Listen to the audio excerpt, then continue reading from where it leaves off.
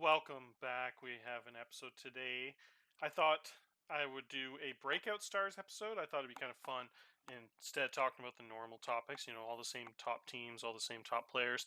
I thought it'd be a fun little exercise for myself, and you guys might be interested in seeing some of the guys that have really broken out this season and turned into kind of like breakout type stars. I kind of wanted to have a specific criteria. I didn't want to do anyone that's already elite, like a Tony Guerra. Obviously, those young guys, someone like that's just a star. They're really good when they're young, and then just like what their expected ratings were. I kind of wanted to target more of the guys that are having big time career type years that maybe weren't as crazy heralded. Herald is some of the other prospects, kind of their age groups and stuff like that. Looking for some kind of veterans that really kind of top like went above and beyond. So just kind of some. I'll talk about the criteria as I go. So I think you guys will understand. It's not exact specific criteria, but as I explain when I go over each player, I'll kind of let you know why I like them on the list. So um, I'll start it off here. I got 9 players here. So number 9, I got Pete Penny. I thought Penny. I kind of went through every team, not just necessarily like sorting the league by WAR and stats and home runs and FIP and all the pitcher stuff. I kind of wanted to like go through each team and see like the best players in each team and some of the teams that aren't quite as good. Maybe some of the guys that like top the leaderboards that you wouldn't quite expect. So Pete Penny was one of them. Most of the guys in the league probably don't even know who Pete Penny is. 3rd round pick in 2027. Pete has been in the league for a couple seasons now and been about decent right field slash center field type guy. He is kind of been like a league average, but then all of a sudden this year he really went off. He's got 26 home runs. He's almost hitting 300. He's a really solid defender at either of the 2 corner spots. Really good base runner. Has some really big pop in his bat. Can really hit for power and doubles. 350 on base percentage. So look at a guy like that. At first, like you don't really notice a guy like that on Kansas City if you're not searching one of the teams at the bottom of the standings. But when you really look at that profile, one of the better bats for corner outfielders in the league. A guy that can probably pretty consistently put up some 25, 30 home run seasons over the next few years. Like I said, solid defense, base running, kind of the whole package there. So, guy that kind of caught my eye as somebody that was quite a bit better than I expected and having a pretty fantastic year. 132 WRC plus, as you see on the screen there. 21.7 batter runs above the league average from a guy that can play pretty solid defense. So, a pretty impressive player there. Next up, I have a little bit of a homer pick. I had to toss my boy Jon Guzman on this list. Guzman is a monster. Guzman has a really good defensive profile at second and third. I thought his ratings were pretty good, and his demand in the offseason was $5 million. I got him on a pretty sneaky contract. I regret it now, though, not getting that rid of that player option. So now I'm probably going to lose him. He is humble, though, so there's a chance that he declines it. But most likely his demand's going to double or triple or quadruple.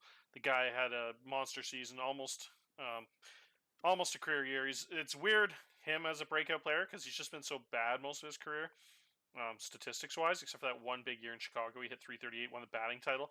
So it's not really a guy you should have on here that's kind of like a breakout guy that won a batting title. But if you go by almost like the fact that like 95% of the career he's been a very below average player, the fact that he came out and had that kind of season where he hit 312, 350 on base percentage, top-notch D. He was actually well below zone average, below 0 there for most of the year. So he's actually been like really good in the second half of the year. I think he's probably even a tad better than that with how high his ratings are defensively. Probably even better second baseman, to be honest. So that's a guy that's kind of like fits the criteria of kind of breaking out into like a star season. I think he'll be if he's a free agent, he's going to be a big time free agent, demand a lot of money and be one of the best bats on the market. Uh, Next up, we have Luca Tresh. Luca is a guy that, again, you look at him and you don't see anything that really jumps out other than the power. But the whole package is just there. He's a really good athlete for a catcher. He has a really solid bat for a catcher. Big power, but adequate eye and pretty average contact and avoid and all that stuff. But again, way above average running, stealing, catcher ability solid, the arm's solid, defense is good with the high leadership. Just kind of good at everything. And he had a big time season. If you look at his stats, he had 2.5 WAR this season, which was much better than he's ever had in his career, other than 2.4, I guess.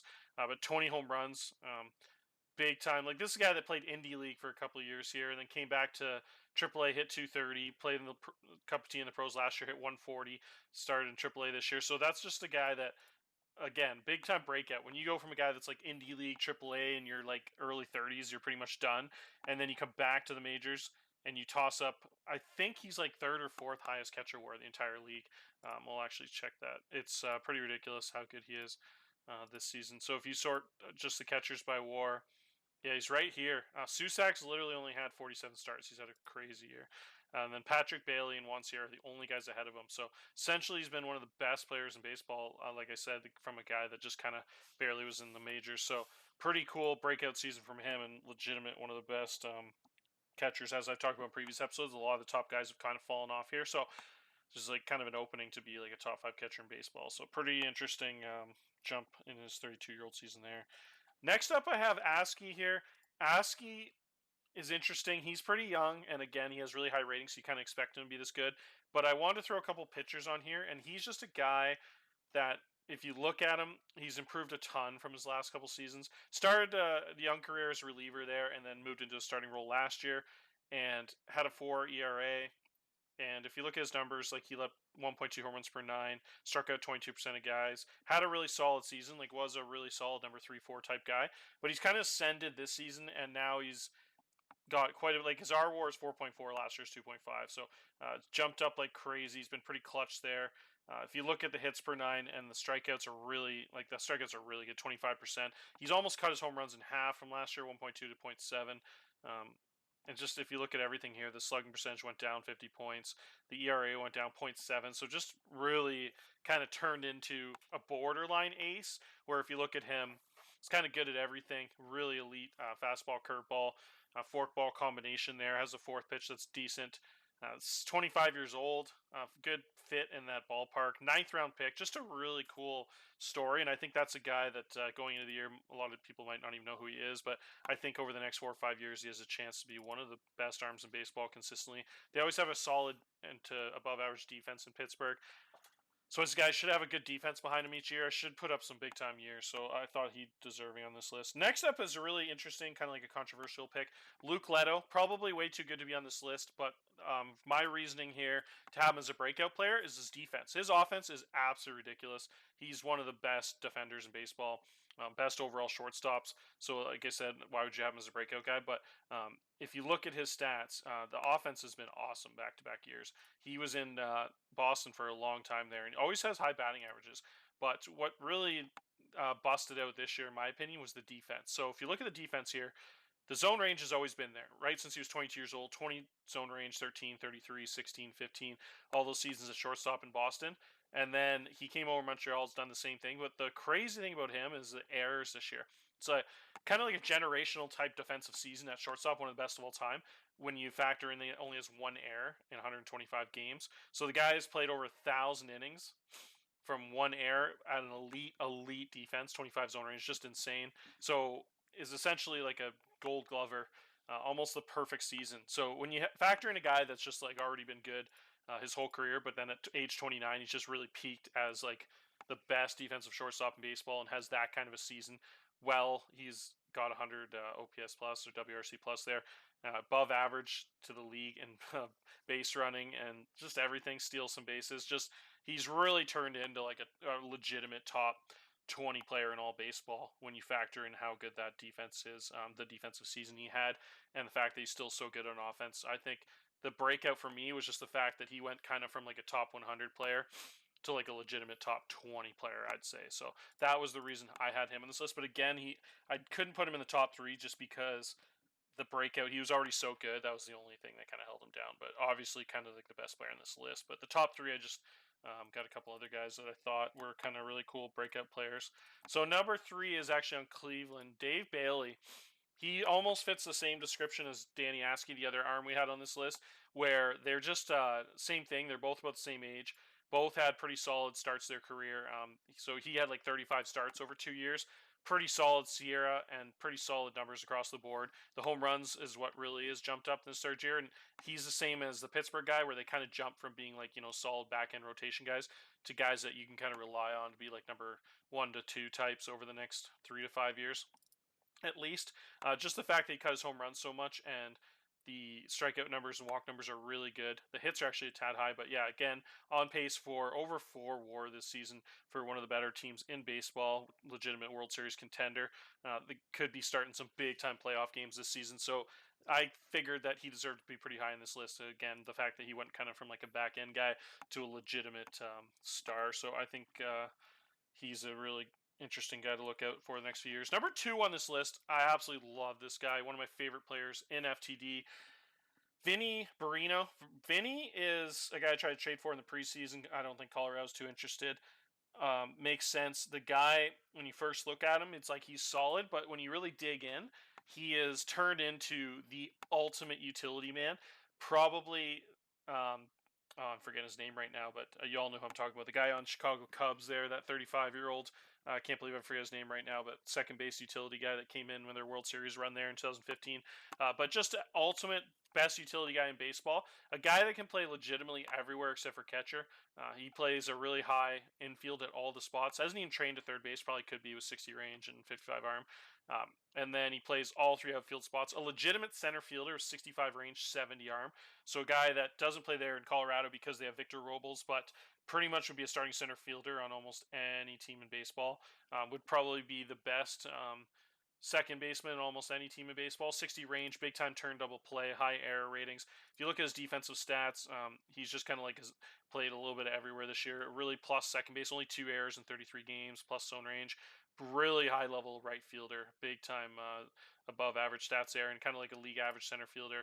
So when you factor in the fact that this guy has 60 power and he has a 126 WRC plus, way above average in all the offensive run departments, almost 40 home runs here, and only projected 38 projected home runs and 129 starts. I know it's Colorado stats, but still, he has 60 power, an elite runner, 70 range, 70 speed, 70 stealing, 60 base running, just really good at absolutely everything. A true 5-tool player.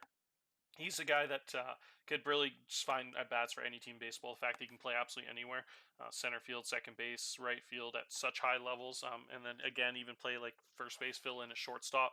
Like when you do all that and fill in a shortstop and give you a 55 shortstop with plus turn double play and range and be passable there with that kind of bat is just incredible. So I think he's one of the most valuable players in baseball right now. But the fact that he is so cheap on a World Series contender, 2-year service time. So 4 years, 3.5 years team control left.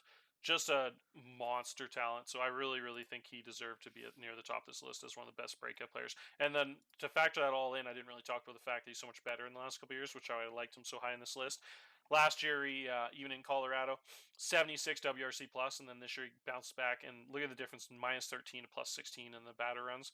Just exploded here and just had a top season. So really, really cool player. I love that guy. And number 1 on this list is the reason I made this list. Kind of gave me the motivation looking at him. Just a ridiculous, ridiculous season. Trejyn Fletcher, absolutely average as shit. Like he's never even really played in the pros. 31 years old. And if you look at him, he's played a ton in Indy League. Just went and lit up the Indy League for a couple seasons there with a bunch of stolen bases and home runs there. 7 WAR, 7 WAR, 6 WAR. There's something messed up with the batting average in Indy League. There's some league, I think it's the Atlantic League or American, one of the ones that starts with A here, and there's just like no one in the league hits over 180. There's something screwed up with the stats. It was in the other league I was in too. It was the same thing. So the best players in the league hit like 180. So that's actually not like a bad season there. The fact he hit 190. There's like I think I'd sort the league leaders. Not one person was over 190 or something. That's crazy. But yeah, so he went over and never really done shit. Played in the pros. Had a pretty solid AAA stats in a couple seasons there, but just is like a 31-year-old journeyman. And he comes over to Oakland, making $5 million, and doesn't do much last year. Has an 85 WRC plus, kind of like league average at center field. Kind of replacement level type player. Only 269 on base percentage. Just has enough defense and home runs to be like on a roster. And then adds almost 200 points to his OPS this year.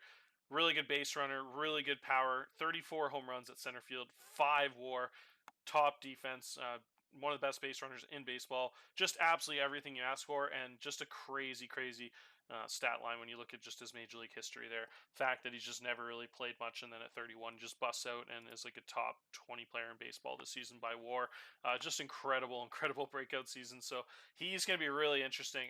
His contract he still has 3 years of arbitration. So really interesting. Even though he's 31 years old, he's going to be under team control till he's almost 30, end of his 34-year-old season. So that's a really interesting player and a really cool breakout player. And just like, yeah, looking at his stats, I kind of want to do, got me thinking about like who are the other guys there, breakout players kind of like this, and that's kind of why I did the list. So really love the season out of Fletcher. Thought he was a monster. So that's it for this episode. Cheers, guys.